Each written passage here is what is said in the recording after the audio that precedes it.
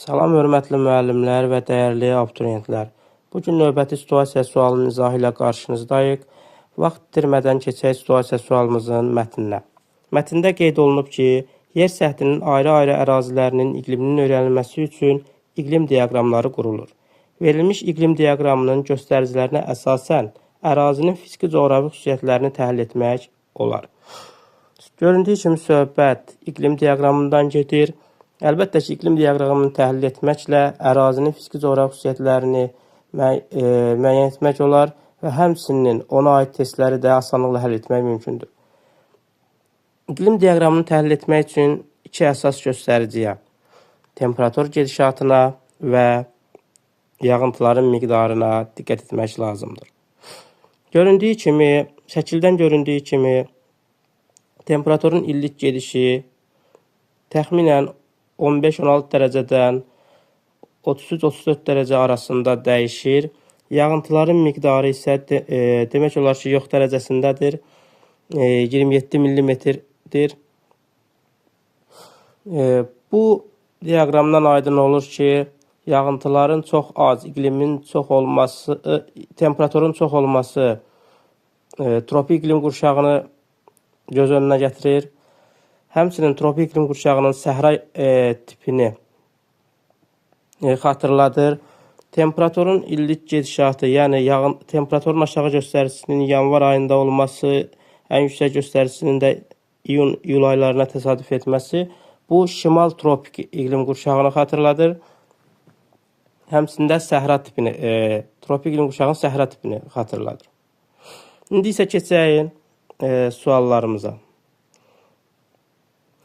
43-cü sualda qeyd olunur ki, diaqrama uyğun gələn ərazinin yerləşdiyi iqlim qurşağını və burada hakim olan hava kütləsini müəyyən edib yazın. Qeyd etdik ki, söhbət tropik iqlim qurşağından söhbət gedir. Tropik iqlim qurşağı da əsas iqlim qurşağı olduğu üçün elə burada tropik hava kütləsi hakimdir. 44-cü sual. Verilən iqlim diaqramının aid olduğu ərazidə formalaşan təbii zona və bu təbii zonanın sahəcə ən geniş ərazi əhatə etdiyi materikin adını yazın. Qeyd etdik ki, tropik iqlim qurşağının səhra tipi mövcuddur. Əlbəttə ki, səhra tipində də formalaşan təbii zonalar tropik səhra təbii zonası, həmçinin səhra və yarım səhralar mövcud olacaqdır. Ən geniş əhatə etdiyi ərazi isə tropik səhralar. Biz bilirik ki, ən geniş əhatə etdiyi ərazi baxımından dünyanın ən böyük səhrası, böyük səhranın da mövcud olduğu Afrika materiki götürəcəyik. 45-ci sual.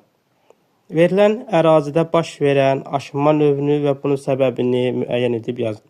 Bildiyimiz kimi aşınmanın 3 növü vardır. Fiziki aşınma, kimyəvi aşınma, üzvü aşınma. Fiziki aşınma deyirdik ki, quraq iqlim şəraitində, yəni sutkalıq temperatur amplitudu nəticəsində baş verir.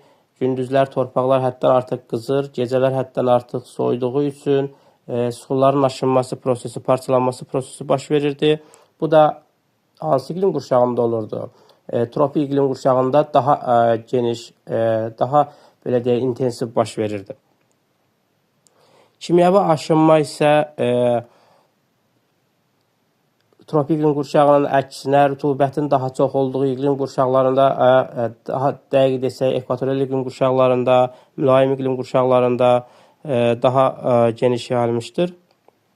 Üzvü aşınma isə canlıların geniş yayıldığı ərazilərdə baş verir. Deməli, bizdə tropik iqlim qurşağı olduğu üçün burada fiziki aşınma növü üstün olacaqdır. Bunun da səbəbi sutkalıq temperatur amplitudunun böyük olması. Yəni, gündüzlər havanın temperaturunun çox qızması, gecələr isə həddən artıq soyumasıdır. Diqqətinizə görə minnətdarıq.